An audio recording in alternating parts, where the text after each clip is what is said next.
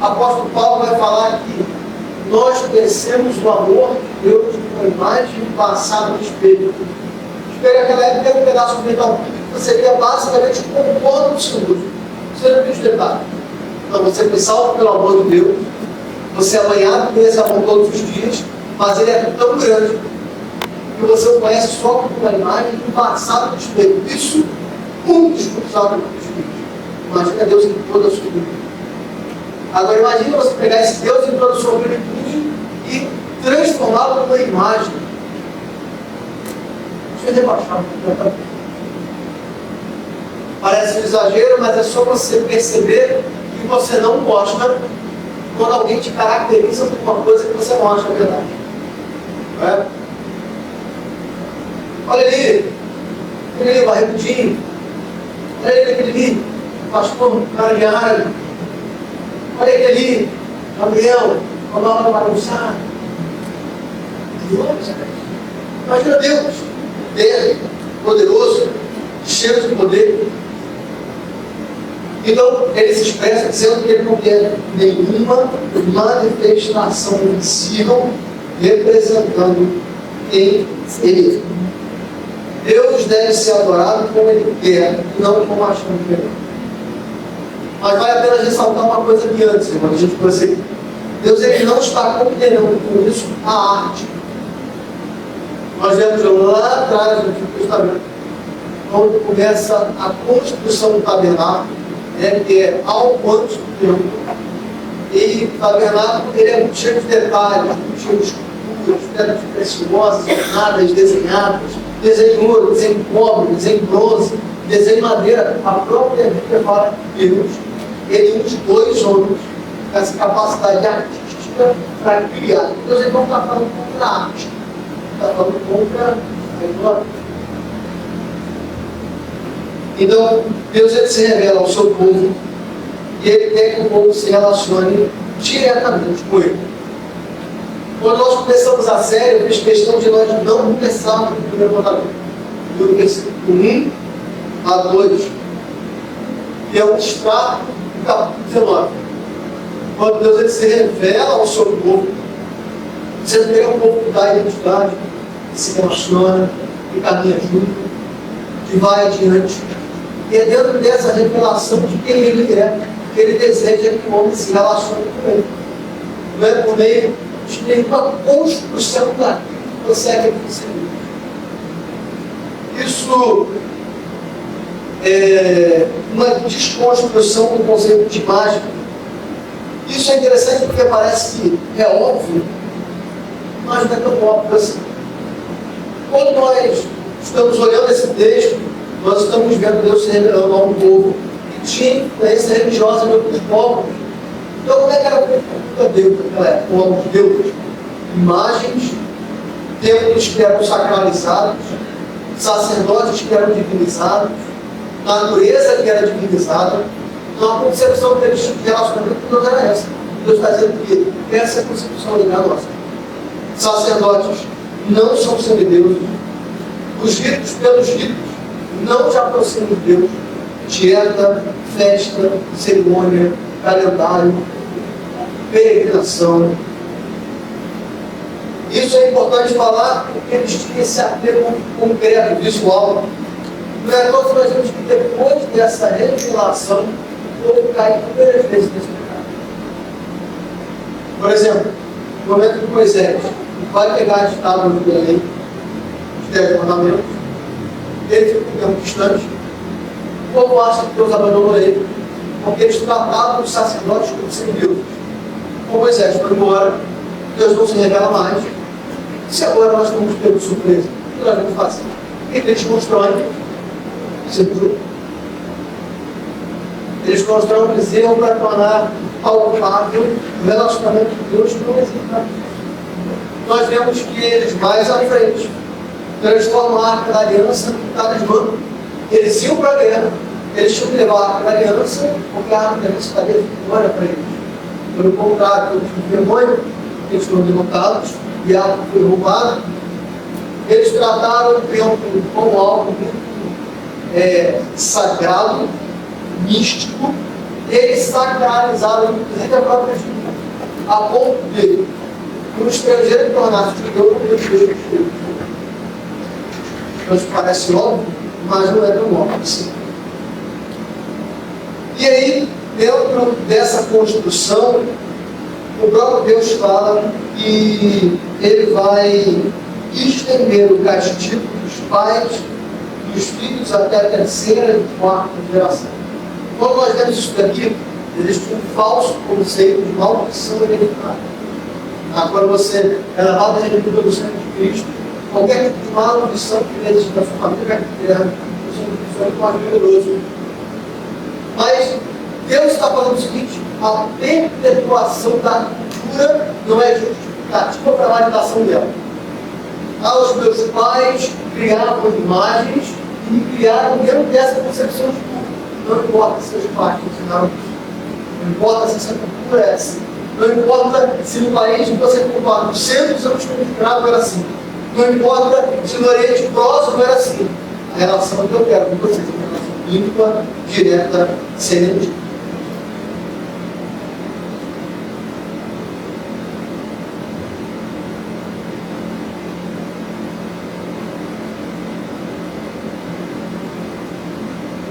Mas a primeira oportunidade que o povo tinha, ele abandonava. Isso é interessante. A construção de imagens não era o primeiro passo do distanciamento de Deus. Primeiro o povo virava as costas contra Deus. Depois disso, eles construíram imagens. Mas olhando para esse conceito, eu volto a trazer uma pedagogia de aplicação que Lutero e Calvino gostavam para textos assim. Alguns textos da Escritura, eles são meramente proibitivos. Então, Calvino e Lutero falam que você precisa apresentar a proibição, mas apresentar também uma construção do que é o certo. Então, tendo apresentado o conceito do segundo mandamento, eu vou apresentar para vocês o que nós não devemos fazer. Aonde nós erramos. Primeiro que nós erramos, que nós, de igual forma, também viramos as costas para Deus. E depois nós criamos. E aí você pensa, não. Eu não tenho nenhuma figura lá em casa que me presente de eu não tenho nenhuma imagem de santo na minha casa. Eu não construo nenhum. As coisas são muito mais silenciosas e sutis. Muitas vezes nós criamos ídolos e nós não percebemos. Por exemplo, existem pessoas que idolatram a sua história de fé. Nós já temos muito isso. No Brasil nós temos a cultura do testemunho. Só do cara no culto, quando levou 345 tiros, foi no inferno 17 vezes, passado 3, no céu 4, quase morreu 17, voou 2 vezes, mas Jesus salvou. Ele fica 1 hora só contando desgraça. E no final, mais Jesus salvou. Isso é uma idolatria da própria história do inferno. Mas ela não é só caricata nesse sentido. Existem pessoas que idolatram a sua história de fé pelo fato de terem nascido na igreja. Gente que se acha mais santa porque nasceu na igreja. Isso é dádiva. Você não tem mérito nenhum nisso. Isso é um grande privilégio. Eu estou na igreja desde meus 5 anos de idade, nunca saí. Que mérito eu tenho nisso? Nenhum. Porque se deveria de mim a primeira oportunidade agora. Mas muitas vezes nós idolatramos isso. Porque você não sabe nada, você chegou agora, 10 anos, idolatria com isso. Não significa nada. O povo de Israel passou 40 anos no deserto, vendo as manifestações mais milagrosas possíveis. Na primeira oportunidade que eles fizeram, virar as coisas. Existem pessoas que idolatram um passado terrível que parece que seria saudável. Já viu aquela pessoa que viveu no passado? Não fiz muito, fiz isso, fiz aquilo, mas Jesus me salvou. E quando ele conta essa história do passado, ele ri, acha graça, deu bom. Uma coisa tem de errado. Existem pessoas idolatram uma época específica. Uma nostalgia envenenada. Quem dera a igreja fosse uma igreja cristã. Quem dera o nosso coração. Tem gente que idolatra uma pureza denominacional. É mais denominacionalista do que crente.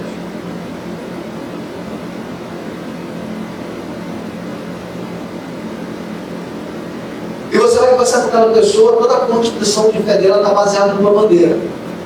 E se você faz alguma coisa fora daquela bandeira, você é considerado herege. Eu sou pastor presbiteriano. Eu tive que passar por um crivo de coisas para provar que eu sou presbiteriano. Eu fui numa aula de mestrado. E ele me perguntaram se eu botava top. Qual é aquela roupa bonita? Porque ela é bonita. Eu falei, não. Eu boto aquela gravata? Não. Aí me perguntaram, você é liberal? O que é liberal? É igreja. Só porque eu não boto aquela gravata, ele é liberal. Por quê? Porque o rito denominacional não. E tem um monte de rito denominacional. Está te mandando para o inferno. É a última coisa que a gente faz. Existem pessoas que idolatram o poder espiritual. Né?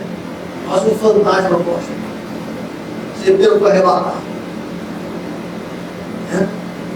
Mas uma espécie de esquizofrenia. Vê tudo o tempo todo, ouve tudo o tempo todo. É o demônio, irmão, o demônio. O demônio parece aqueles ladrões que a gente no modo 655. Né? Você anda de noite assustado. Ou a moto vem te pegar, ou o demônio. Idolatram o poder espiritual, querem manifestar esse poder espiritual. Idolatria. Idolatria é essa que muitas vezes nós não percebemos. O poder, a denominação, a história, representam muito mais a nossa fé do que a nossa relação com Jesus.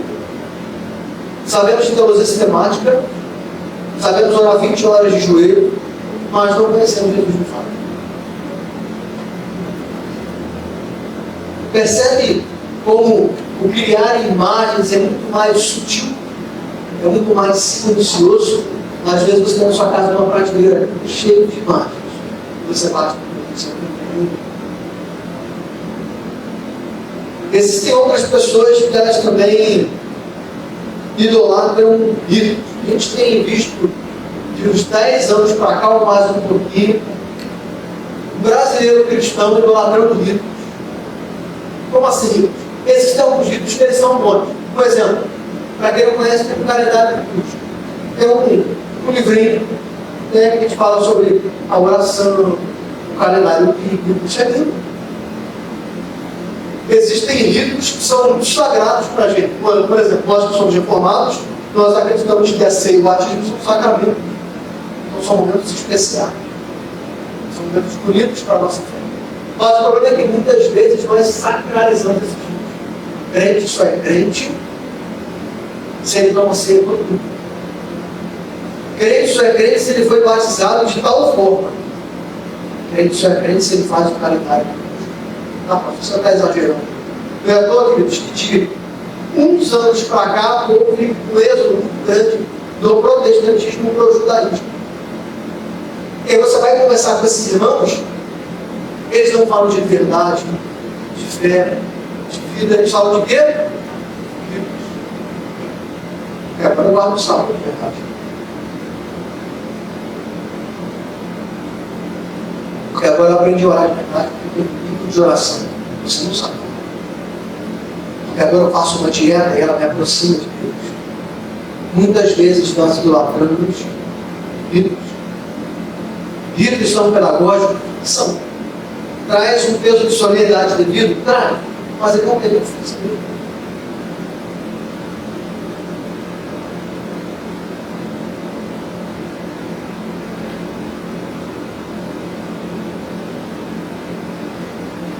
Existem pessoas também que divinizam a igreja local. Passa disso aqui, um espaço onde há uma fumaça divina, e esse lugar é um lugar santo. Esse lugar é um prédio. A sua casa, uma empresa que você trabalha. Estranho falar isso, né? Mas é. Quando vai todo mundo embora, o que sobra aqui? 4 paredes, um teto e um lugar frio. É o que sobra. Isso não tem nada de místico. Isso não tem nada de santo. Santo somos cada um de nós que fomos separados por Cristo Jesus, lavados por seu sangue. Santo é a comunhão daqueles que foram lavados em Cristo, estão aqui juntos. O culto existe. Porque os santos separados, resgatados por Cristo, estão aqui. E quando nós vamos embora, a igreja vai para casa. E fica o prédio. Mas nós sacralizamos isso. E existem pessoas que vêm para cá, porque se não vier, são amaldiçoadas porque não estiveram na igreja do mundo. É errado você não estar aqui comungando com os santos? É. É por causa do prédio? Não. O prédio não tem nada com isso.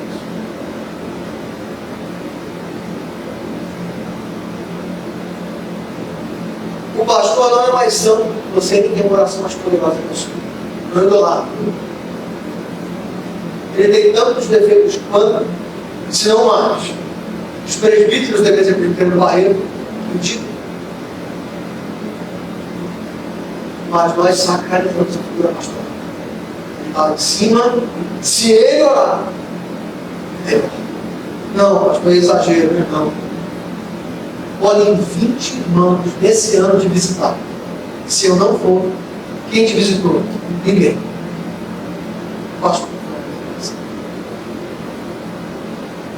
Você pode ser discipulado o ano inteiro por um irmão, mas sempre um ano Cristo, porque eu passo por um lugar.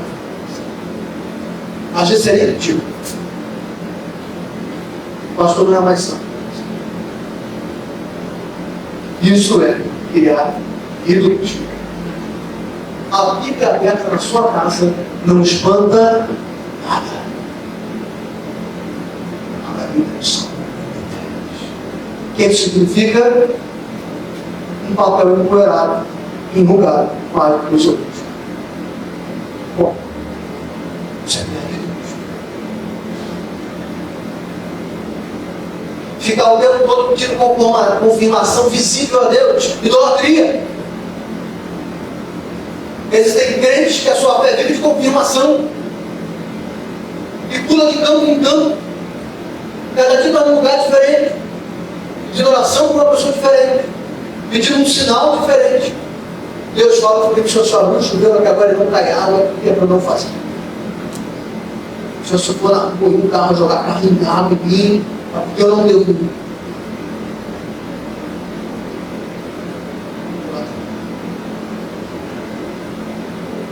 Percebe como é muito mais sutil, como é muito mais perigoso.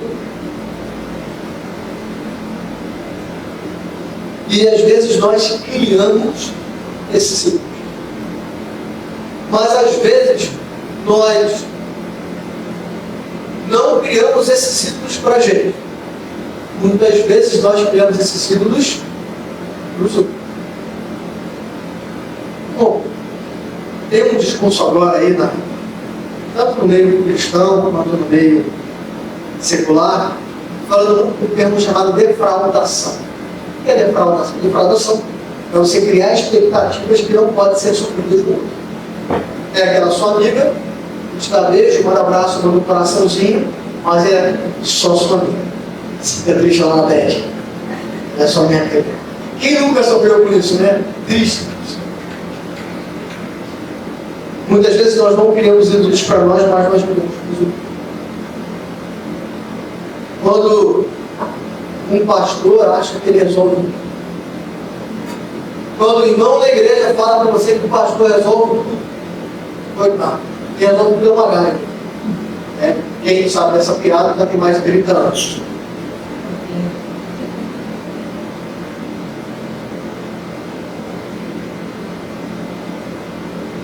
Muitas vezes nós criamos a expectativa de que somos pais que resolvemos tudo. Todas as expectativas e necessidades que nos temos. Não. Você vai sofrer pouquíssimo. Você não é suficiente nem para você. Quanto mais para os seus filhos. Olha para a história da sua criação. Quantos seus pais foram maravilhosos? mas quantos defeitos eles têm? Porque somos humanos. E muitas vezes nós temos filhos que são dependentes emocionalmente, que não tomam decisão, que não crescem, que não amadurecem, achando que o problema é do filho, mas é do pai que criou esse ídolo e apresentou para ele: toma, eu sou o seu Deus. Existem cônjuges que apresentam essa expectativa para o outro: a sua vida só tem sentido se eu existir nela, se você for embora.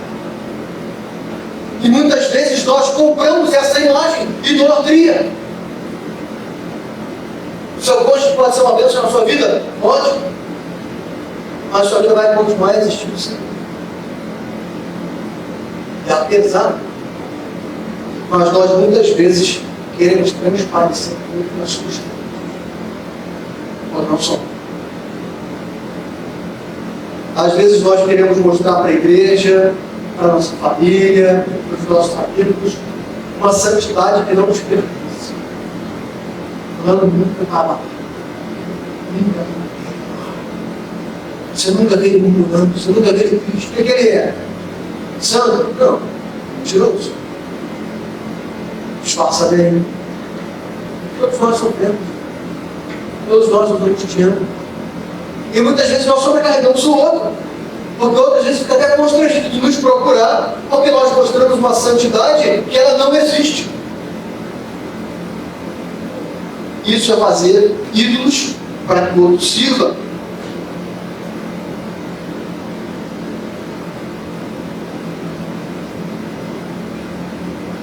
Por isso, que diante de toda essa construção de ídolos que nós fazemos, ou ídolos que nós fazemos para os outros,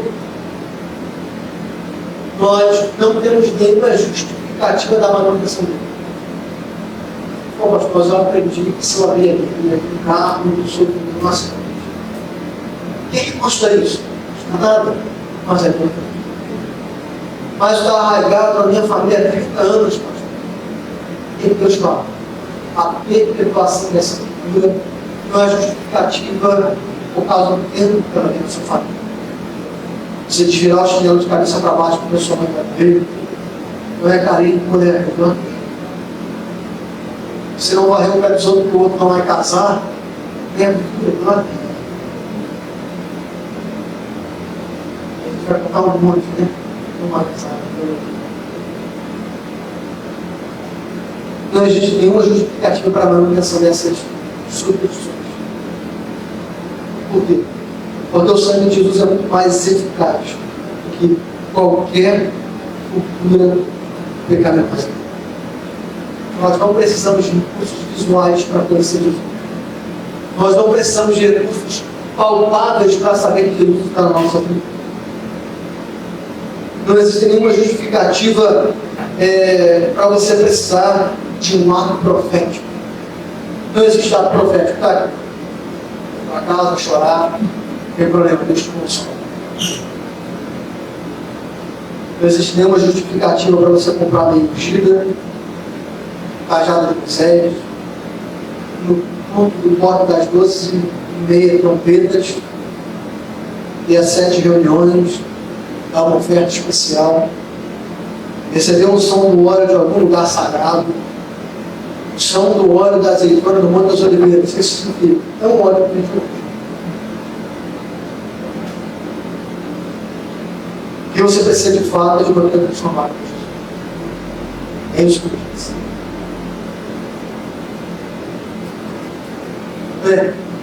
Vemos o que a gente não pode fazer, ou o que nós temos feito de errado.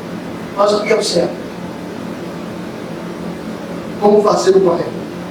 O que devemos fazer? Bem, quanto às imagens, nós, quando eu falei da idolatria, da figura do líder, nós precisamos tratar os nossos líderes com amor e respeito. Não é idolatria. O que o pastor precisa? Ser amado e respeitado. Você é amado e respeitado. Bom. Mas nada. Ele precisa ser honrado quando você está debaixo da cobertura espiritual dele? Não. Porque você não está debaixo de nada dele. Graças a Deus. Sou dependendo da cobertura espiritual do ser humano que fale, é cair eu e tu junto.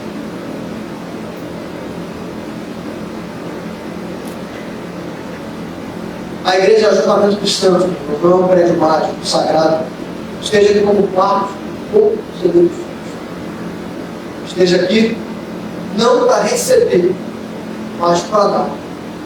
Para ser parte daqueles que oferecem o Senhor. Para ser parte daqueles que caminham uns com os outros enfileirados nesse exército de Cristo que marcha no mundo, fazendo com que os portões do inferno não resistam a avançar no reino de Deus. Sejam para isso. A Bíblia não precisa ser aberta para espantar maus espíritos. Ela tem que ser lida para te aproximar de Cristo e transformar o seu ego frágil.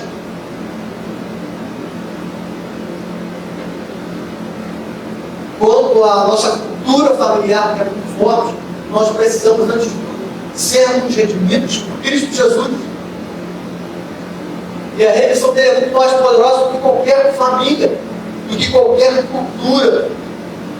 Você precisa se libertar dessa cultura e se aproximar de Cristo. E então, no lugar de ser influenciado, influenciar a sua família e ser instrumento de Deus dentro da sua casa. É esse poder que Deus tem. Essa é uma grande má interpretação que a gente tem no texto de Jesus falando a Pedro e aos discípulos. Pedro, sobre esta pedra que ficarei a igreja, os portos do inferno não resistirão. A gente imagina, não sei porquê, que é o inferno tentando invadir a igreja e não conseguindo entrar. Jesus está falando o contrário.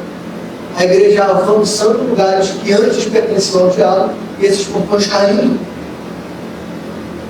É por isso que a cultura da sua família não tem a capacidade de vencer, pelo contrário.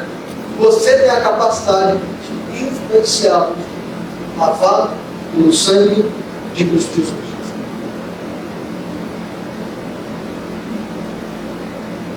Tá, mas pedir confirmações visíveis a Deus é errado? Não. Viver disso é. Deus é poderoso para falar do jeito que Ele quer. Nós vemos isso na Escritura inteira. Ele falou por meio de uma cura, ele fala por um vulcão entrando em erupção, ele fala dentro do seu coração, ele fala usando, ele fala do jeito que tem. Mas isso não é um meio de viver a vida cristã. Nós sabemos o que Deus tem a falar com a gente, aonde em primeiro lugar? É sagrado.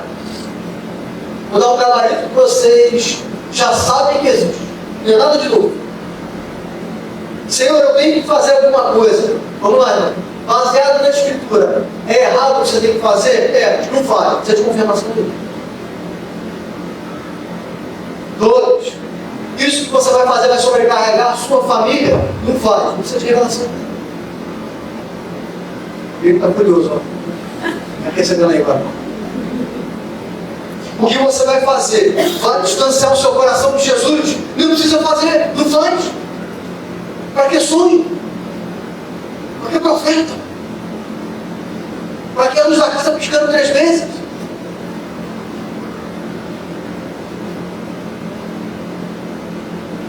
O que você pensa em fazer vai afastar você da pessoa que você ama e da sua comunidade de fé? Vai, não faz. Deixa que te digo, guarda no bolso. Você vai assim, que te digo uns 40 anos aí.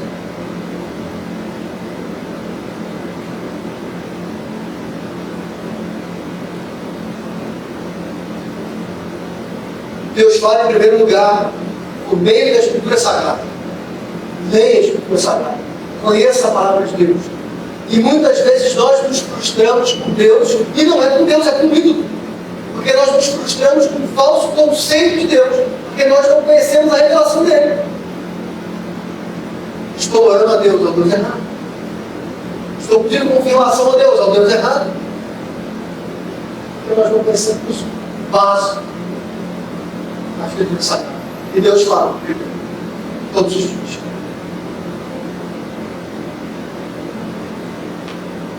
O Senhor pode falar também com ele com conceito de irmão. É por isso que é importante estarmos no meio da comunidade dos santos. Está aflito, está desesperado, olha em volta. Olha quanta gente aqui para te aconselhar. Um monte de experiência de vida diferente. Deus fala no meio sobrenatural. Ele fala, eu creio. Mas é extraordinário. É por isso que nós precisamos ter em Cristo a satisfação maior das nossas vidas. Seja instruído pela Escritura Sagrada. Seja instruído pelo irmão mais maduro na fé. Seja instruído pelo irmão que você conheça e confie. Conheça Deus para não se frustrar com um falso conhecimento de quem você acha que Ele é. Seja cheio do Espírito Santo. Nós não precisamos de nenhuma imagem palpável, porque Paulo fala em Colossenses isso, que Cristo é a imagem de Deus invisível. E olhando para isso, nós vemos quanto é difícil. Quanto é complicado a possibilidade de nós criarmos todos os dias uma imagem distinta. Porque a primeira dúvida, a primeira aflição, nós criamos as costas para Deus. E queremos criar um ídolo. E agora? Como se aproximar de Deus se nós temos tantos ídolos nas prateleiras do nosso coração? Nós viramos as costas para Ele. A esperança toda. Porque nós viramos as costas para o Deus Pai. No lugar dele trazer a sentença, morte, inferno, que é justa, ele mandou sofrer, sem pecado, que nunca virou as costas para ele, que disse na sua missão, eu e o Pai somos. Ele não é culpado, é lançado na cruz, e quando ele olha para esse Pai, que ele dizia que eu e o Pai somos um, ele só tem uma coisa a dizer, Deus meu, Deus meu. Essa parte, Deus fala, e as costas, e aplica sobre a sentença que deveria ter feito sobre nós, que viramos as costas para Ele. Agora, tendo Jesus ido ao reino dos mortos, Ele ressuscitou. E no lugar agora de termos a culpa e as costas de Deus viradas para nós somos justificados. Temos as mãos estendidas de Jesus, nos resgatando, os guiando, nos direcionando todos os dias. É por isso que nós não queremos ir, porque nós sabemos que temos Jesus, que apesar dos nossos erros, e não nos abandona. É por isso que nós temos a capacidade de quebrar os nossos ídolos, porque sabemos que Jesus nos dá força para quebrá-lo, e a partir de então, Ele é o nosso único, verdadeiro e suficiente. Orar.